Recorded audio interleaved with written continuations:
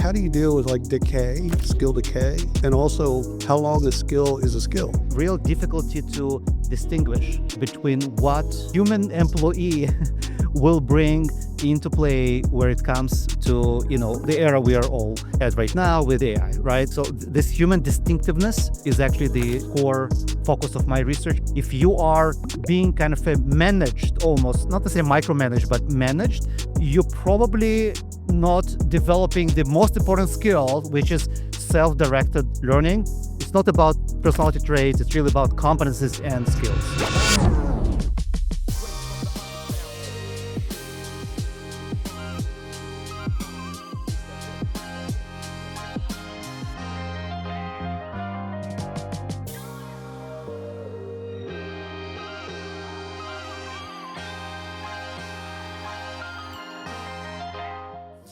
All right. This is William Dincup and Yigal. Yigal, how are you doing today? Great experience here in Toronto. I love it. I love hearing that, actually. Do us a favor, and the audience a favor, and introduce yourself.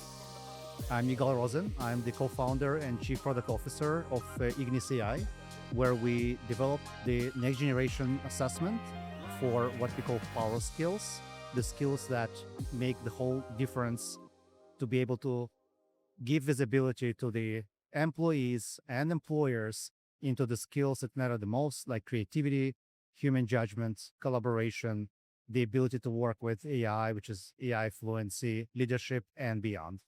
So, Yigal, are we talking hard skills or soft skills? That's a great question, because sometimes we call those, we make those artificial kind of distinctions between hard and soft skills.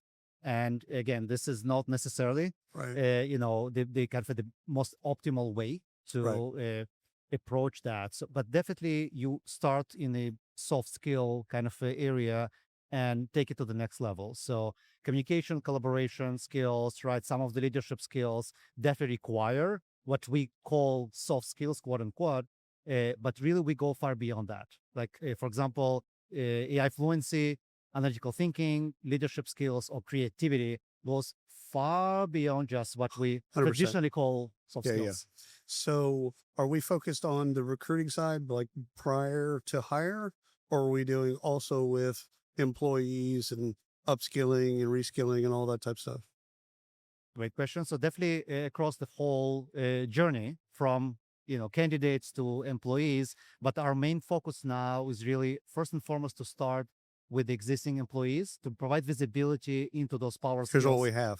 Exactly. It's like a skills inventory. Yeah. And also you want to do benchmarking. You really Right. want to have visibility to what great looks like. And these Right. are your top performers. Right. And understanding what actually makes them tick, their skills. It's kind of like the DNA, skills wise. Right. So we call it the power skill print. Ah, It's almost the DNA, and the representation actually is. I like yours better. Yeah, Actually, we represent that with a real nice visual of talent flower. And each petal represents one of those power skills, so durable skills, creativity, collaboration, communication. And the petals grow with your ability to demonstrate the skill. So how are you dealing, especially in this world of AI, how are you dealing with like the half-life of skills? So like years ago, good God, now 15 years ago, I ran an ad agency for a decade. So some would think that I still have the skill of running an ad agency as I ran it for a decade.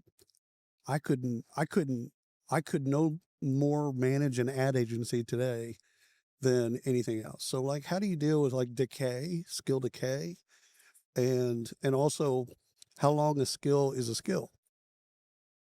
That's a great question. So definitely there is the what we call the progression, the skill progression, and the ability to apply the skills across different contexts. So it is possible, for instance, that in one context, the skill is, say, 0 to 10 is 7.5, and you perform in a pretty, high level. There is always room for improvement. But then when trying to transfer it or apply the skill in different contexts, surprise, surprise, it's somewhat different. So the context also matters. And also it matters the level of complexity that comes with the role or with the level you're at. And if- So there is a different expectation if you are individual contributor manager versus if you're a senior leader in the company. Right. And of course, it's a progression, but it's not a linear progression. It's a continuum, Right. and there are different. They're building and building and building and Exactly. building and building.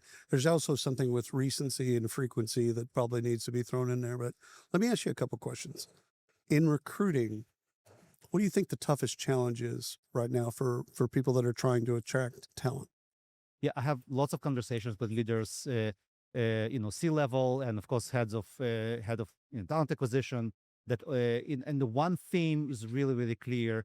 It's the real difficulty to distinguish Right. between what the human employee will bring into play where it comes to the era we are all at right now with AI, right? Like, so this human distinctiveness is actually the core focus of my research as well, to be able to differentiate what humans bring as human judgment, as the unique, creative, authentic component.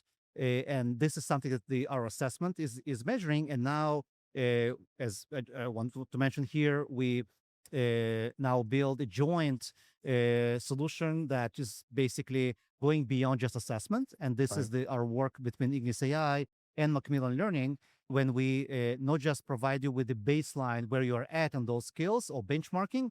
The next question is like, now, okay, now what? Yeah, that's right. What's the next That's thing? right. And this is where Macmillan Learning now working with us as well to be able to build those practices, weekly practice. Employees don't know, and in the organization should know, but also some of that stuff it's the change happens so fast that it's like, okay, we need to have a skill of this, and then to be able to deliver that skill kind of a just in time in a way to get them the skills that they need that at that moment. Have your clients, prospects or customers, have they asked you about kind of agility or people that deal with ambiguity or change or thing like that? Like, I can teach them certain things, probably a lot of things, but I can't teach them to be flexible. I can't teach them to be, to want change, like not just deal with change, but like want change. So what are you having any conversations on that front? A lot. So first of all, it starts with the leadership. So the ability to lead in under uncertainty, or when the conditions essentially changing every day, and sometimes without early warning, right? So this concept of agility and the ability to adapt, to be what we refer to as principled and innovative leader that can lead under uncertainty. It's one of this, very major. It's not even trait; it's the Right. skill competency It that is. is required.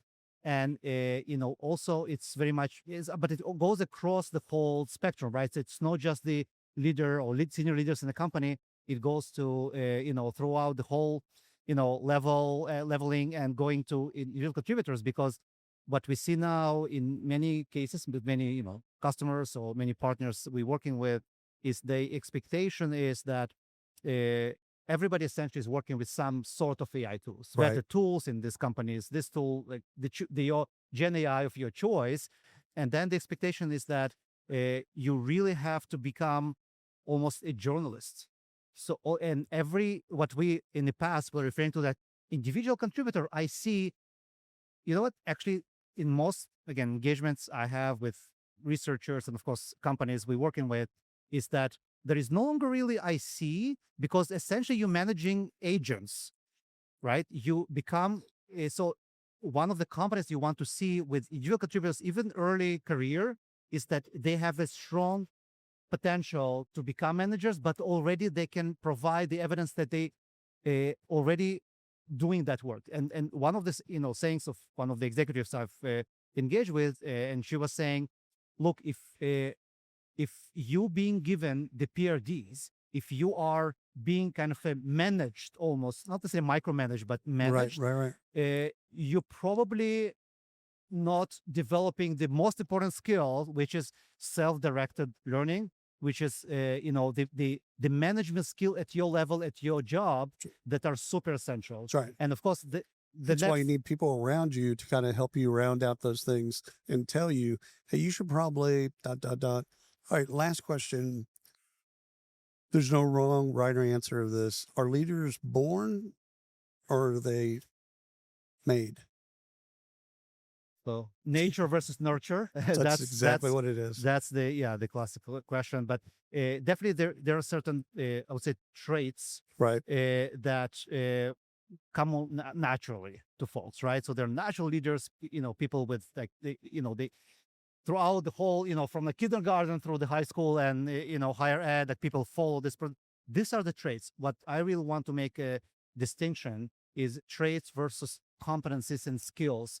Traits can be, Those of are not course, those are not synonyms. exactly. So this is so what I would like us to see, and that's what we, of course, it's pretty evident with if you can take lots of examples of leaders, strong leaders, they are not necessarily the most natural leaders with the leadership traits, but these are the leaders who were they are able to put the mirror in front of them and see where they need to go, how That's they right. need to develop those skills. That's right. These are the true leaders that go far beyond just the traits, the more of a natural, capability to lead people. And this is where we're focused on the talent development. It's really it's not about personality traits. It's really about competencies and skills. Drops mic, walks off stage. Thank you so much for carving out time for us. Thank you. Thank you so much for inviting me. Absolutely.